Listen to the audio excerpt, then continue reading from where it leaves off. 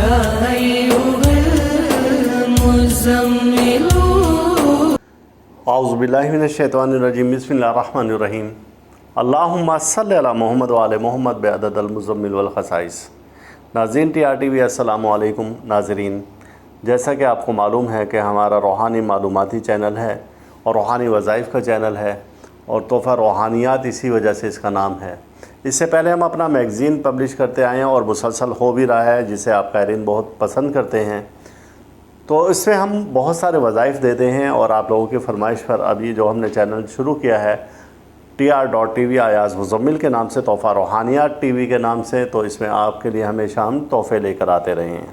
اور آج ہم ایسا تحفہ لے کر آ رہے ہیں کہ جسے آپ ضرور پسند فرمائیں گے اور یہ آپ کی خدمت میں ہے، اور اس تحفے میں ایسی برکتیں ہیں اور ایسی اس میں راز ہیں کہ جس کو جان کر آپ حیران رہ جائیں گے۔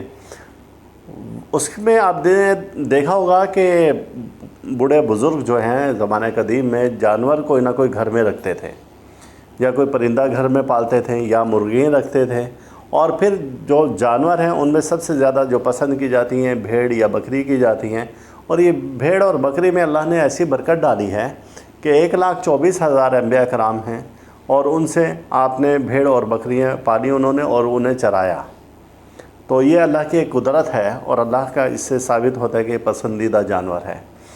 اب یہ ہے کہ اگر گھر میں کوئی جانور ہوگا، موجود ہوگا، بھیڑ ہے، بکری ہے، مرغی ہے، کوئی پرندہ ہے، تو اس کے مختلف اثرات گھر پر پڑتے ہیں، یعنی کہ 7 اثرات پڑتے ہیں۔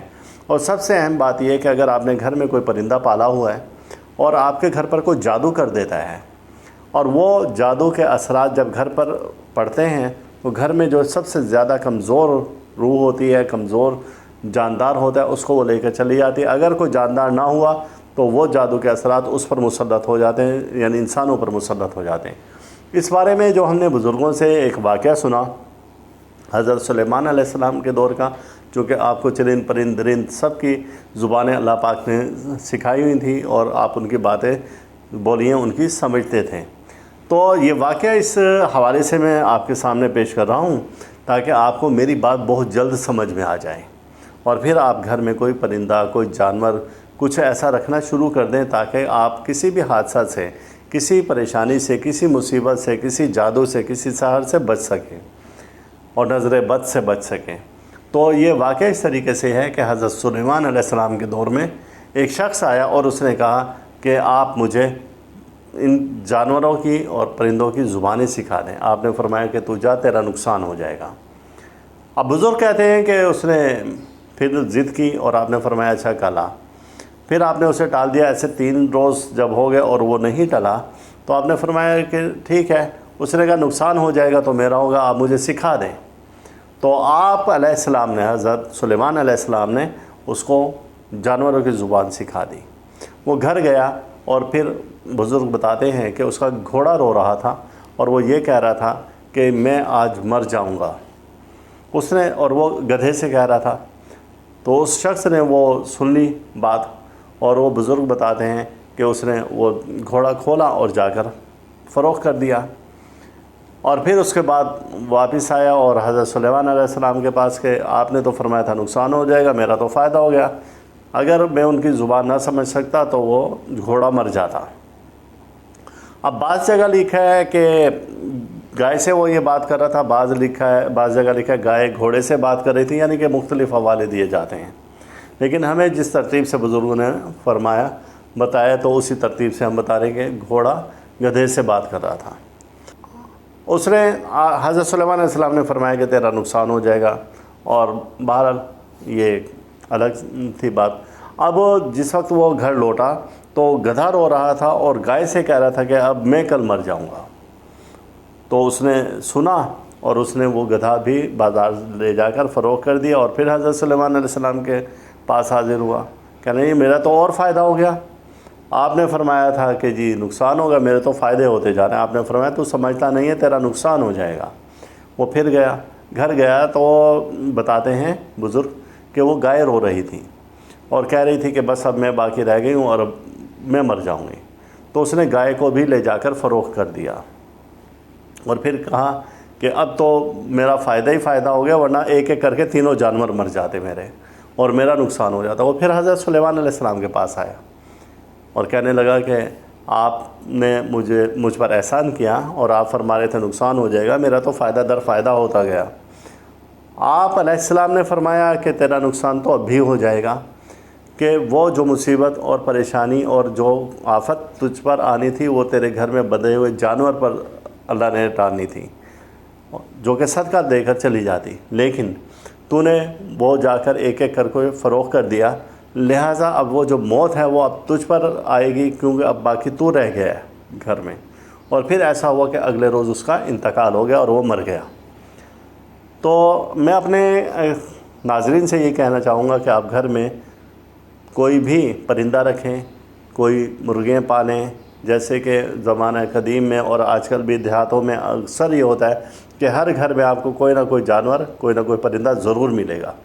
آپ اسے اپنے اوپر بوجھ نہ سمجھیں، جب وہ جانور یا پرندہ مر جائے تو شکر ادا کریں اللہ کا، اور شکر ادا کر کے پھر دوسرا جانور یا پرندہ لے آئیں کہ اللہ پاک نے آپ کے اہل خانہ یا آپ پر آنے والی مصیبت، پریشانی، بلا، بیماری، جادو سحر کو اس کے اوپر ٹال دیا۔ اور اگر گھر میں کوئی پرندہ نہیں ہوگا تو گھر والے اسی قسم کے کسی نہ کسی عذاب میں مبتلا رہیں گے، گھر میں بے روزگاری ہوگی، گھر میں لڑائی جھگڑا ہوگا، گھر میں جادو سحر ہو جائے گا، گھر میں مختلف قسم کے بلیات اور آفات نازل ہو جائیں گی۔ اور یہ میرا اپنا بہت بہت بہت مجرب ہے کہ میرے پاس اکثر پریشان حال لوگ آتے ہیں، تو میں ان کو اسی طرح پہلا مشورہ یہ دیتا ہوں کہ گھر میں آپ کے کوئی پرندہ ہے، کوئی جانور ہے، وہ کہتے ہیں نہیں تو انہیں فوری طور پر بولتا ہوں کہ پہلے تو آپ یہ چیز رکھیں اپنے گھر میں۔ اور پھر ایسا بھی ہوا کہ کئی بار انہوں نے پرندے رکھے اور وہ مر گئے، اور پھر جب پرندے رکھے پھر مر گئے، اور پھر انہیں شکر ادا کیا، دوسرا لے کر آئے، یہاں تک کہ وہ جب ان کا مرنے کا سلسلہ بند نہیں ہو گیا تو اس وقت تک پھر اس کے بعد میں وہ پرندے اپنی جگہ پر سالم رہے، یعنی کہ حیات رہے، اور ان کے گھر سے وہ بلیات اور آفات اور جو پریشانی تھی وہ ختم ہو گئی، اللہ تعالیٰ نے ختم کر دی۔ تو یہ ایک ویڈیو آپ کے لیے میں نے تیار کی کہ آپ گھر میں پرندوں کا جانور لازمی رکھیں، پرندے رکھیں یا جانور رکھیں، کسی بھی قسم کے رکھیں۔ اور سورہ مزمل کے جتنے بھی مجھ سے رہنمائی لے رہے ہیں، سورہ مزمل کے ذریعے جو ہمارے ادارے کے ممبر ہیں، جو مجھ سے رابطے میں رہتے ہیں، تو میں ہمیشہ ان کو کہتا ہوں کہ آپ آسٹریلین طوطے گھر میں رکھیں۔ ان کے ایک اپنی افادیت ہے، ایک اپنی ان کی برکت ہے، اور سورہ مزمل سے ان کا بہت گہرا تعلق ہے۔ میں نے 2007 میں واضح طور پر ایک اشارہ بھی دیا تھا اپنے مزمل روحانی جنتری میں، جعفریہ جنتری میں، تو اگر جن کے پاس ہے تو وہ اسے پڑھ سکتے ہیں کہ میں نے اس میں کیا مشاہدہ دیا تھا۔ اور یہ میرے اپنے مشاہدے میں کئی بار آ چکا ہے کہ جانوروں کے گھر میں رکھنے سے یا پرندوں کے گھر میں رکھنے سے کیا کیا فائدے ہوتے۔